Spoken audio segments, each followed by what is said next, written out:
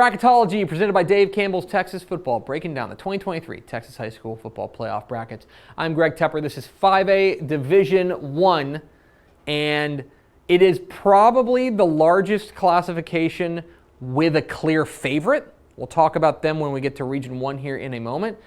With that said, I think you've got really, every one of these regions is fascinating. Specifically, 2 through 4 are dripping with intrigue, with storylines abound. And so no matter what, if you're a Texas high school football fan, this might be the most interesting bracket, even if it does have a relatively heavy favorite. Let's go to Region 1 and we'll talk about that heavy favorite, and that is the number 1 team in the state, the Aledo Bearcats. The defending state champs have looked absolutely dominant. Quarterback Hoss Haney has been terrific. Hawk Patrick Daniels running the ball. Their defense has really rounded into form. They look like the team to beat in not just Region 1, but across the entire bracket. Now, what does that mean in Region 1? Well, I think a second round matchup with Lubbock Cooper is interesting, depending on where that game is played. And then one team I would keep an eye on right here, the Red Oak Hawks, right? Now, how healthy are they? That's one question coming into this. We understand their quarterback was nicked up in their regular season finale. If he's healthy, then I think they can put a real charge into Aledo and could get very dangerous. Top half of the bracket, I think, is the cleaner side of the bracket. First round matchup between Midlothian and Justin Northwest is very interesting. And first round matchup between Denton Ryan and Lake Belton, very interesting as well.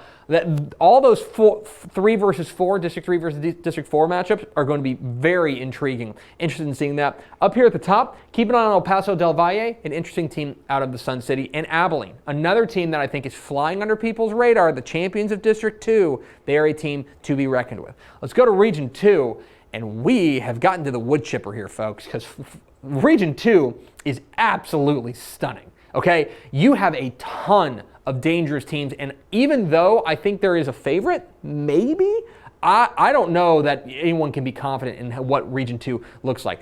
Longview is probably the favorite, right?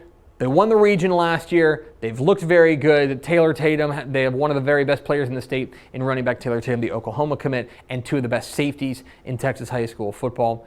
But I think they're in trouble in that first round match with New Caney Porter. That is a dangerous New Caney Porter team, and if they win that, their reward may be a team like Frisco Reedy, who was 1 play away from winning District 6, right? If they get past that, you're dealing with a team like Mansfield Timberview or Frisco Wakeland, another interesting first round matchup, or a team like LaPorte. But this game right here, this is a 1 seed versus a 4 seed, LaPorte and Lancaster. That right there, Lancaster, that is a dangerous 4 seed. Keep an eye on Webo. Up here, the top half of the region, it doesn't get a whole lot easier. Richland, a surprise champion of District 5. Remember, they beat Mansfield Timberview back in Week 10.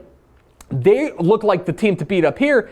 Depending on who you like in Barber's Hill and McKinney North. That is a fascinating first round matchup. Then down here, the bottom half of the top half of the region. Yeah, okay, we'll go with that. Frisco Lone Star is probably the favorites come out of here, but I think this Forney team is very dangerous. Coach Jeff Flier's offense has been lighting it up. Can they get past Port Arthur Memorial, who plays such a physical brand of football? Region 2 is crazy. If there's only one region to pay attention to in Texas high school football in the playoffs, it might be Region 2 of 5A Division 1. It's that stacked. Let's go over to Region 3.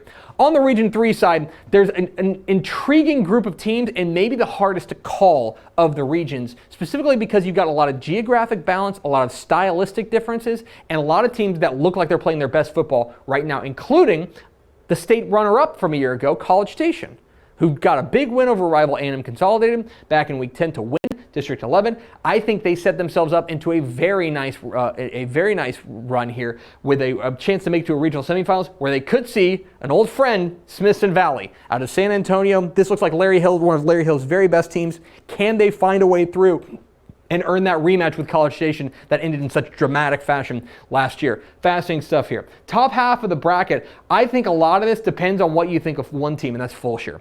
Fulshire is a team out of the Houston area that has been lights out to start this year. Still a young program. Are they ready for prime time? That is a really big question there. But the champions of District 10, I think, are for real. They can get a second round matchup with either A&M Consolidated or San Antonio Wagner, which is an interesting game. And then up here, this first round matchup, another 1 versus 4, Galveston Ball and Angleton. Remember, Galveston Ball got the dreaded 10-1 last year. They're looking to avoid that against a feisty Angleton team. Down to Region 4, where the question is this the year for the Rio Grande Valley? There's one team in particular in PSJA North that everybody's going to have their eye on as a team that can make it to a state semifinal for the first time in what feels like forever and would be such a huge boon for PSJA North. Now, I think they got a huge gift when Victoria East knocked off Corpus Christi Veterans Memorial, knocking Corpus Christi Vets down to the bottom part of this bracket, which means PSJA North would not play one of the Corpus Christi teams, either Corpus Christi Vets or Miller, we'll get to them in a moment, until Thanksgiving weekend. Right? That's huge. They don't have to play them in the area round. So PSJA North down here, Corpus Christi Veterans Memorial team to keep an eye on, but Victoria East, feisty as well. And do not forget about Brownsville Veterans Memorial. The valley is much deeper than just the two teams we talk about in PSJA North and Edinburgh-Vela. Speaking of Edinburgh-Vela, up here, they get a first round matchup with Weslaco East and then likely to play Corpus Christi Miller. Probably the best team in Corpus Christi, the team that beat Corpus Christi Veterans Memorial for the District 14 crown. Top half of the bracket's interesting. It would not be a surprise. It is entirely within the realm of possibility. I'm just here to tell you that we have an all valley regional semifinal. Okay, Harlingen South is serious business. I like that team a lot. They take on McAllen Memorial, another dangerous team from the valley in the first round. Then down here, you could have PSJA North. And would it surprise anybody if Brownsville Veterans Memorial showed up here?